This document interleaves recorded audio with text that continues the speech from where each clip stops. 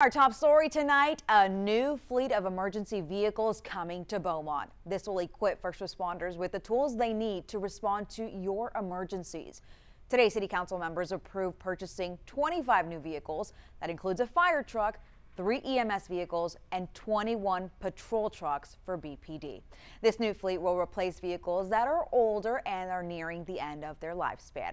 12 News reporter Ebony Coleman spoke with city leaders tonight in Ebony. They say this fleet is actually key to saving people's lives. Right, Brenda, emergency vehicles are used 24/7, 365 days of the year, and like anything else, they have to be replaced. But my leaders say the new fleet of vehicles will make sure residents are getting the help that they need in emergency situations.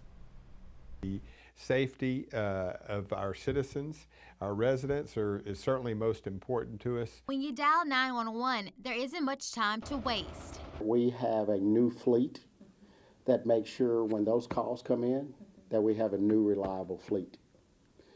Thus leads to good service to the citizens. On Tuesday, Beaumont City Council members voted to approve buying 25 new emergency vehicles. 3 of them are going to be new ambulances, and then new vehicles for the police, which I believe are trucks. And you want them to have equipment that's going to get them there safely, and we want to make sure that they can respond as effectively as possible. Beaumont Mayor Roy West says this new equipment will make sure first responders are there exactly when you need them.